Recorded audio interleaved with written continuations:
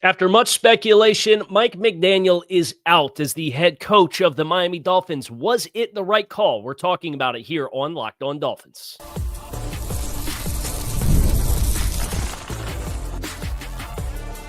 You are Locked On Dolphins, your daily Miami Dolphins podcast, part of the Locked On Podcast Network, your team every day. All right, Miami, welcome to another episode of Locked On Dolphins. It is your team every day here on the Locked On Network. I'm your host, Kyle Krabs, a lifelong Miami Dolphins fan, host of Locked On Dolphins, co-host of Locked On NFL Scouting, author of Touchdown Miami on Substack, NFL staff writer for A to Z Sports. Want to give a special welcome and shout out to our everydayers. It is your team every day here on the Locked On Network. We don't just say it, we live it. And a special thank you to each and every one of you who have helped to make the Locked On Podcast Network the #1 sports podcast network in the world. Today's episode of Locked On Dolphins is brought to you by Prize Picks. Download the Prize Picks app today. Use code LOCKEDONNFL. Get $50 in lineups after you play your first $5 lineup. Mike McDaniel is out. Let's start there. This is not a drill. The Dolphins have elected to make a change. Stephen Ross has already released a statement. Reportedly, they met this morning. Mike McDaniel was informed the staff. And there's a lot of layers that go into a decision like this. And you knew that this was going to be a hard decision for Stephen Ross because it had been reported all the way back in October.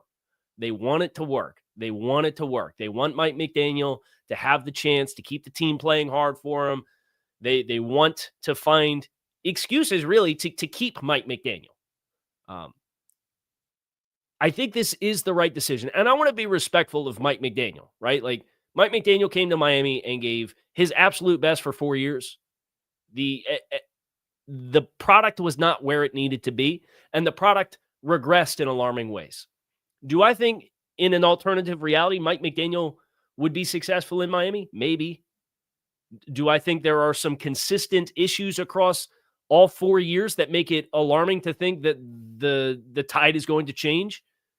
And when you do an evaluation and when the timing lines up with we're doing a general manager change, it just feels like the appropriate thing to do. I don't want it to get lost that somebody and somebodies are going to be out of work and need to find new opportunities, right? So you won't catch me on here celebrating Mike McDaniel being dismissed.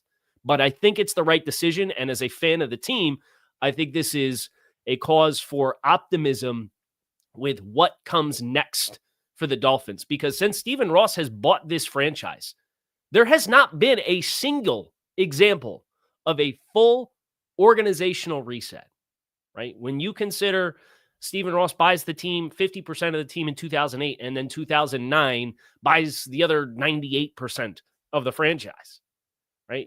Tony Sparano was already in place. Jeff Ireland was already in place. Bill Parcells left. Then Tony and Jeff fight. And then Jeff stays on, and we dismiss Tony after we made flirtations with Jim Harbaugh. And then Joe Philbin stays, and Jeff Ireland's out. And then we try to hire a GM to pair with Joe Philbin, and they have a hard time finding a candidate. So then they hire Dennis Hickey, and then they promote Chris Grier from within in 2016, but they bring Mike Tannenbaum in to work alongside / above Chris Grier, and then they move on from Joe Philbin, and they hire Adam Gase, and then closest they got is 2019 when they got rid of Adam Gase, and they moved on from Tannenbaum, but Grier was the GM by title before that anyway. And he'd been within the organization for 25 years. So let's not forget, when the Dolphins dismissed Chris Grier, the following week, they also ousted the top 2 scouts, the head of pro scouting and the head of college scouting. Now you have a coach change that is in on top of this. And that's what comes to the statement that I read from Stephen Ross that I want to have up here. After careful evaluation and extensive discussion since the season ended, I have made the decision that our organization is in need of comprehensive change. I informed Mike McDaniel this morning that he has been relieved of his duty as head coach. I love Mike and want to thank him for his hard work, commitment, and energy he brought to our organization. Mike is an incredibly creative football mind whose passion for the game and his players was evident every day. I wish him and his family the best moving forward. The acceptance that this was necessary, I think, is the thing that I'm most, as a fan, excited about. Because everybody remember it. I'm old enough to remember 3 days ago when the Dolphins put out their request for GM candidates to interview, and 3 of them were from San Francisco, and everybody leapt to that assumption, right? Oh, they're loading the deck in favor of Mike McDaniel with the GM candidates. They're just going to hire whoever they like best from San Francisco because he's used to working with Mike, and Mike's going to be insulated, because that is what, for the last 15 years, Dolphins fans have been bred to assume this organization is going to do when it comes time to make change. There's a whoopee, if you will, right? Like, I got 2 kids under 5. My son doesn't have whoopies. My daughter had a whoopee. And when we had our second, it was, all right, like, let's try to be conscious of not having the comfort blanket that we hold on to until we're 4, right? And my son's 2, and we got him off the whoopee already, right? There's a conscious decision to change instead of doing the same thing over and over again. And the analogy here is, for a lot of Stephen Ross's tenure of the team, there's been a comfort person, somebody that he liked, that we want to change, but I really like this, and I want to hold on to it, and I don't want to move on from this. It's what's going to make me feel good about what is going to come. And when you do that, and your organization is not aligned, you've got a coach in this hypothetical, say you hire somebody else. You got a GM that comes in, you either retrofit him to Mike McDaniel, or you bring somebody else in to serve as the check and balance to Mike McDaniel. But Mike's going to come into 2026 feeling the pressure to win. He's been on the hot seat the last 2 years and had 2 straight losing seasons. That GM understands, I've got time. I just got hired. I'm doing the long-term game. Look how that worked for Las Vegas this year, right? Because Las Vegas, they brought everybody in at the same time, but they were still people on dramatically different timelines. John Spytek, Tom Brady brought in to be the GM of the team. He played college football at Michigan with Tom. You think he's pressed about the first year? Who'd they hire as their coach? Pete Carroll, who instantaneously, the moment he put pen to paper, was the oldest head coach in the league. You think Pete's going to wait around? And Pete's going to take his sweet time and take 4 years to build a roster when he's 74? It wasn't aligned, and it created conflict. And what did the Raiders do with their first-round pick? They took Ashton Genty, a running back. You know who didn't play particularly efficiently, no matter how physically talented he is? Ashton Genty, a running back in the top 10, because that's a win-now type move to draft a running back that early, right? Those are the kind of pitfalls you were worried about Miami falling into if they did not have the conviction to look themselves in the mirror and say, we need to change. They did it. That should be applauded. That is a huge development for the Dolphins and their outlook as a franchise. That doesn't mean the forecast for 2026 is going to look any rosier, right? But I think it opens the door for these general manager candidates that the Dolphins are having in these. The in-persons started today. We'll talk a little bit more about that process on the other side of a quick break. There's a ton of you who are watching live on YouTube. This is going to go out to the podcast feed on Locked On Dolphins. I appreciate each and every one of you guys checking out the show. This is obviously a monumental day for the future of the Dolphins. This is obviously a monumental moment for Stephen Ross's tenure as the owner of the team, that this kind of move was accepted as necessary. We're going to talk more about it and the GM elements of that next. After a quick break, make sure you guys stick with us. Let's be real. Managing your finances can feel overwhelming between subscriptions you forget about, bills that keep on piling up, trying to figure out where all your money actually goes each month. It's easy to feel like you're losing control. And who has time to track every transaction or hunt down hidden fees? That's where Rocket Money comes in, the personal finance app that helps you to take control. It finds and cancels your unwanted subscriptions, monitors your spending, and helps lower your bills so you can grow your savings. I love how it tracks all my subscriptions, and it can let me cancel them right in the app with just a few taps. There's no more hunting down customer service numbers. You know they love to make it hard for you to cancel. Not with Rocket Money. Let Rocket Money help you reach your financial goals faster. Join at rocketmoney.com/lockedon. That's rocketmoney.com/lockedon. rocketmoney.com/lockedon.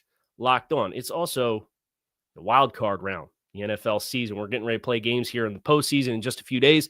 FanDuel is officially in playoff mode. Every game day during the NFL playoffs, FanDuel is giving customers even more ways to get in on the action. Right now, every NFL playoff game day, FanDuel users get a profit boost pack waiting for them inside the app. Each game day, you'll see a pack loaded with multiple profit boosts that you can apply to bets you like the most. Open your profit boost pack first thing on game day, see what boost you want to apply. The boosts let you lean into whatever your game day instincts are, whether that's momentum, defense, quarterback play, or coaching. You make your picks, then apply your profit boost to go after even bigger payouts while playoffs get rolling. So visit FanDuel, official sportsbook partner of the NFL. Grab your profit boost pack for every NFL playoff game day. Rocking and rolling here. Locked On Dolphins. It is Thursday, January 8th, 2026. The Dolphins will be hiring a new general manager and a new head coach. And this was, I thought the writing was kind of on the wall that this was always in play for a few reasons. First and foremost, when they didn't let out any kind of formal statement. And then the report came out from Diana Rossini from The Athletic that the GM candidates that they were interviewing, they were not only polling about Mike McDaniel, they were polling about alternative realities with different coaching candidates.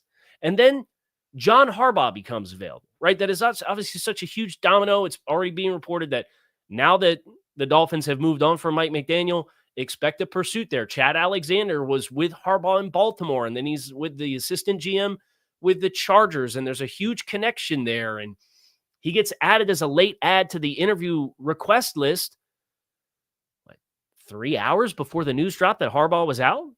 And Alexander skipped the virtual interviews, and he's having an in-person interview with the Dolphins today. Those kinds of context clues lead you to kind of the idea that this was always on the table. We're polling candidates. We're identifying who we like. When only one of the four or one of the three San Francisco guys passed through to the in-person interviews, if you missed that, the reminder is today is John Eric Sullivan, who's my personal favorite with the Green Bay Packers.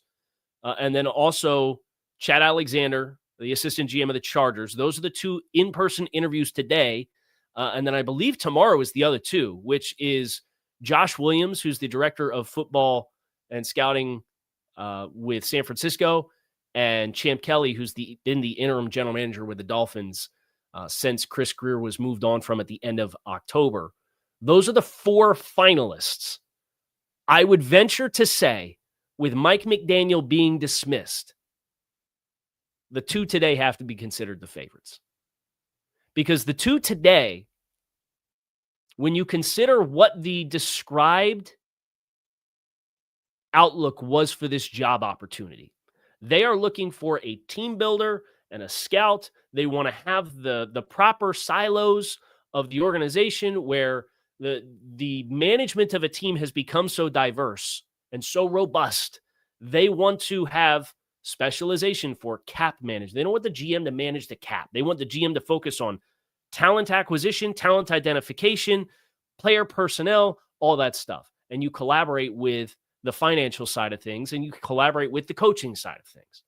Now, what kind of wrench would John Harbaugh potentially throw into that setup?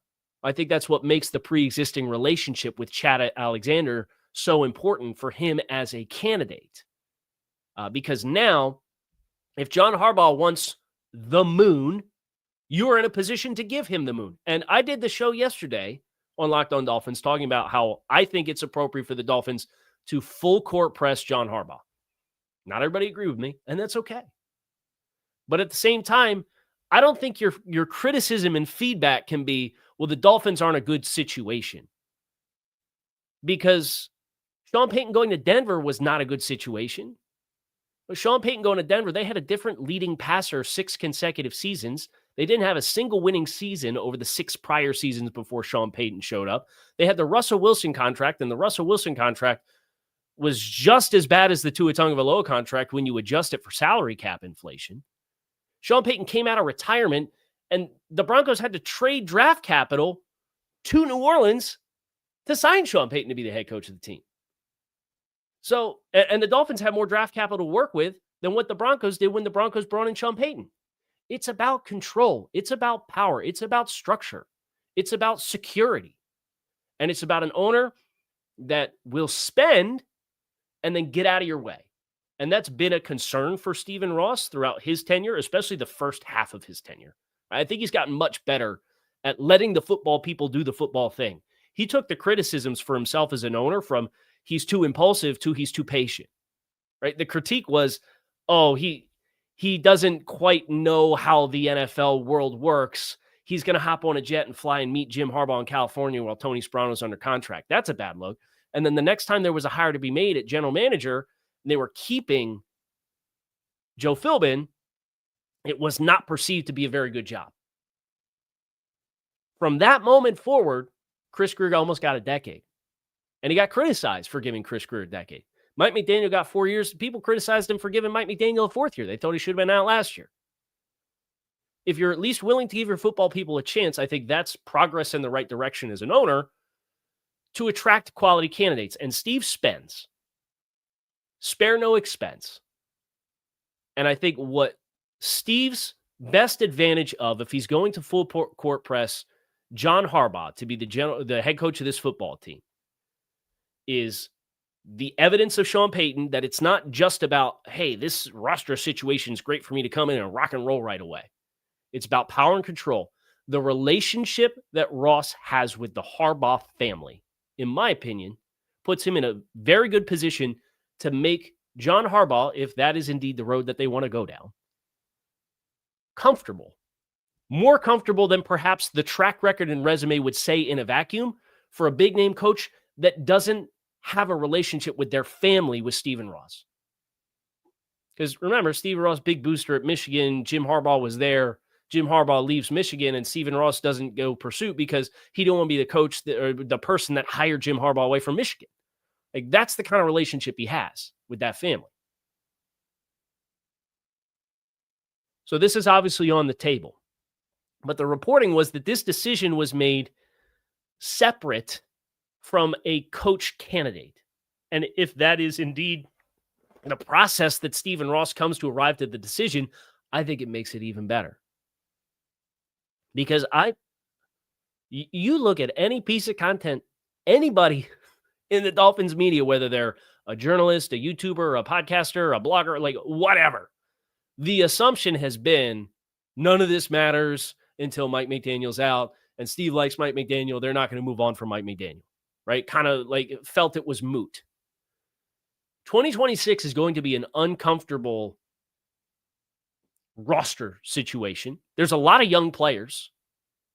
I don't think the cap situation beyond 2026 is going to be very difficult. They're going to take their medicine. They're going to be a very young football team. The quarterback situation's a question. The only question is, who are you going to hire? What is the plan in 2026? Do you want to take a swing on somebody that could be a long-term answer for 2026?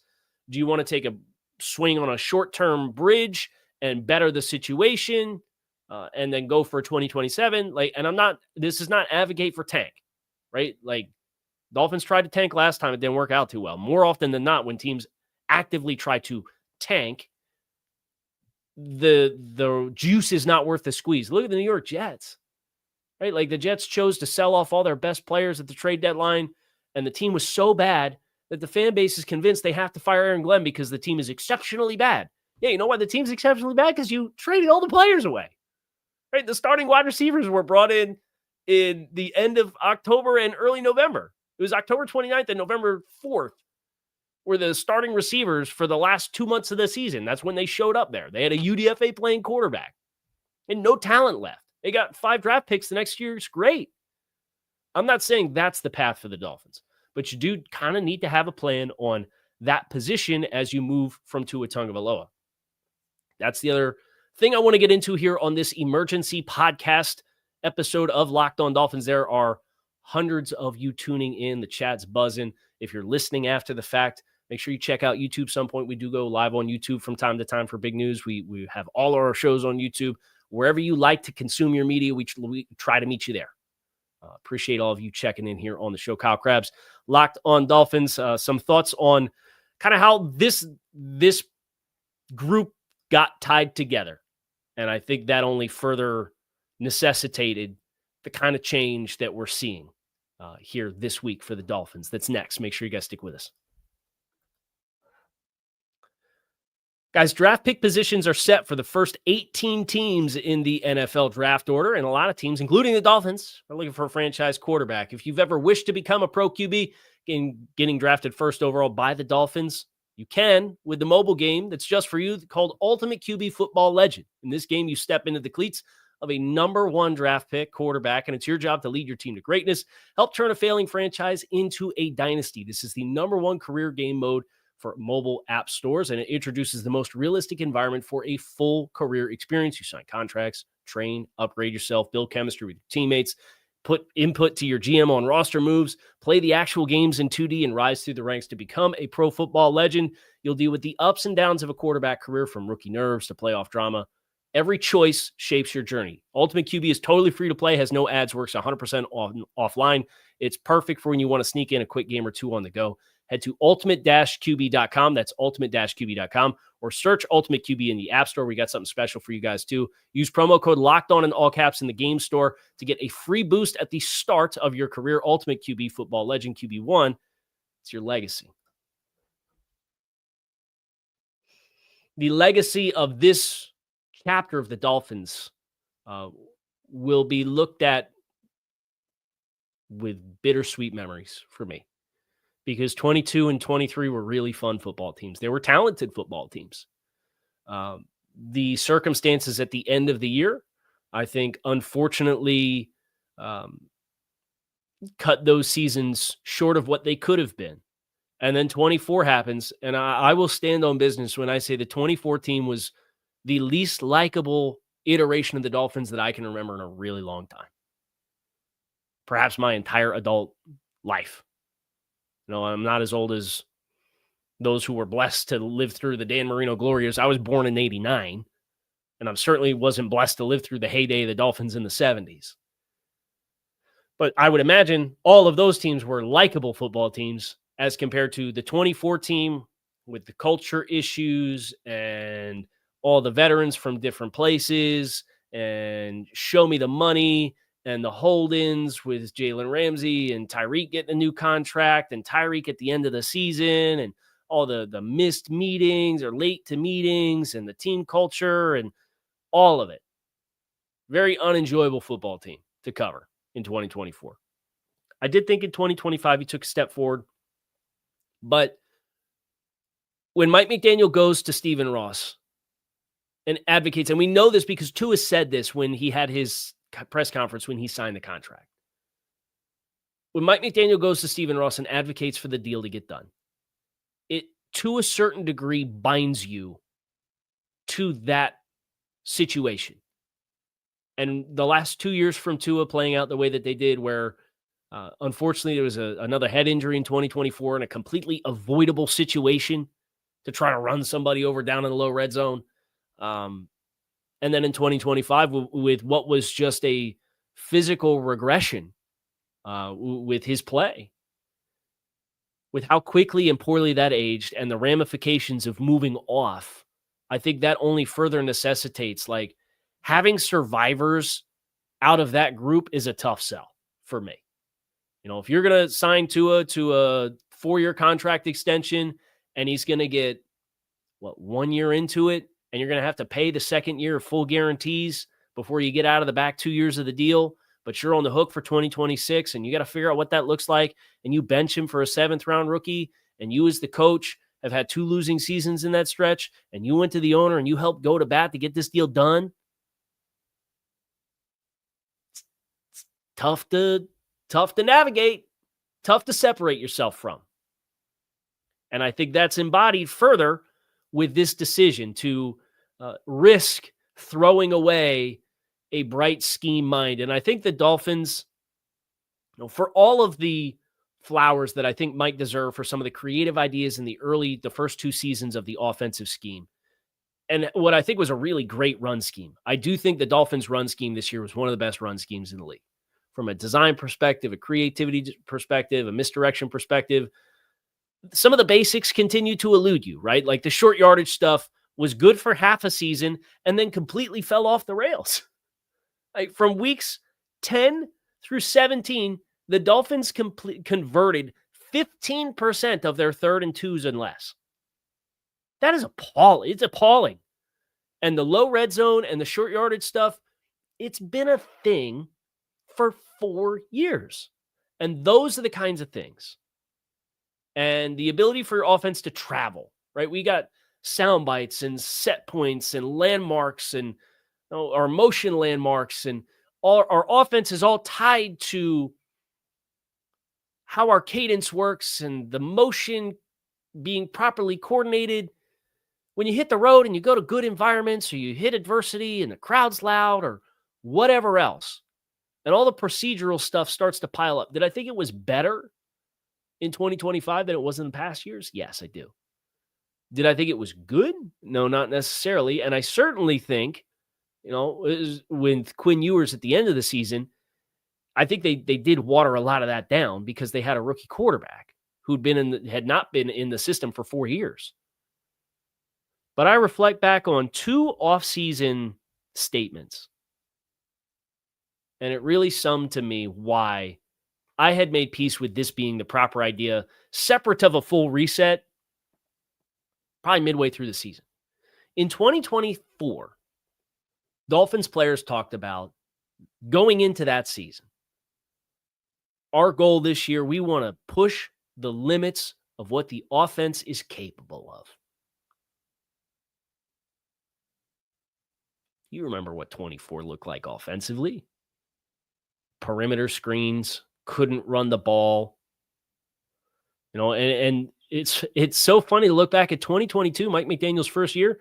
I remember getting done that season and saying, I think one of the things that could really benefit the Dolphins offense is working on and building out some screen game. It went from non-existent to a run game replacement with a lot of reps of guys stationary, 5+ yards behind the line of scrimmage. You got to work a lot extra harder just to get, you could have 10 yards run after catch, and you could end up gaining 3 yards on the play. Just the efficiency of it was something that I took exception to down the stretch. But that's not being able to run the ball at all and being screen game and schemed touch reliant does not push the boundaries of the offense. And some of this was, okay, Isaiah Wayne goes down, or Robert Hunt leaves. We're handcuffed by the interior offensive line with a guard play in particular, and then Austin Jackson goes down and the tackle situation kind of sinks your run game. I get that.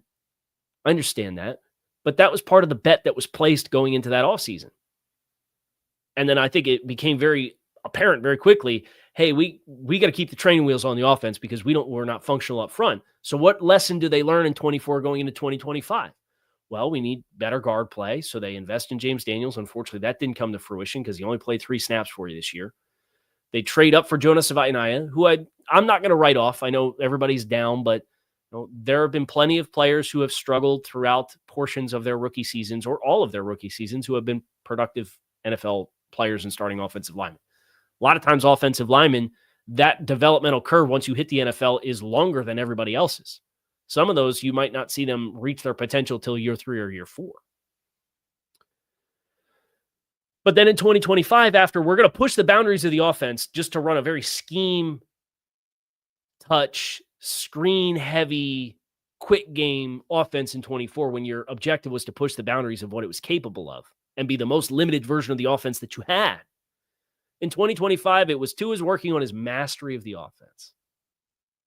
I asked Mike about it in training camp, about how to walk that line with new players and new places, but a quarterback who's working on his mastery of the offense, because that quote stood out to me. And Tua didn't look like a player that was working on his mastery of the offense. He looked like a player that was playing in the system for the first time.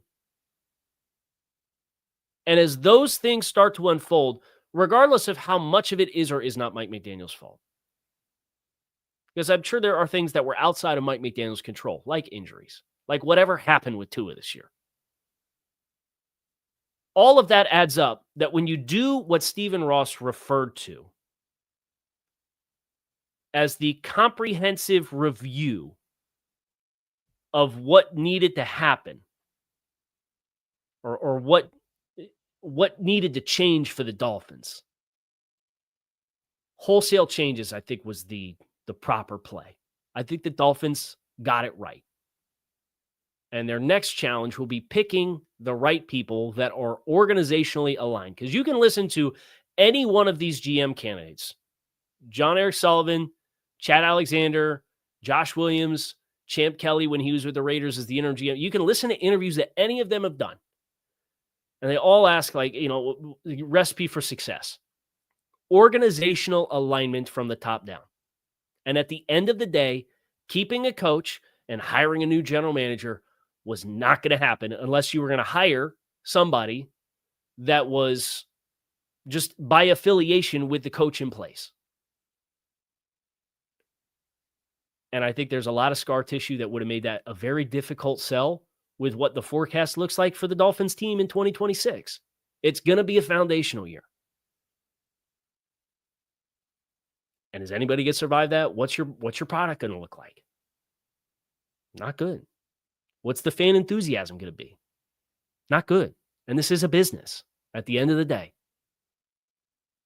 That's going to do it for us here today on Locked On Dolphins. Mike McDaniel out after 4 seasons as the head coach of the football team. Stephen Ross moved on. Dolphins general manager search will continue onward today and tomorrow. A head coaching search likely to follow very quickly after that. I appreciate you guys checking out the show. Make it a great rest of your day, and I'll talk to you all again soon. Go Fins.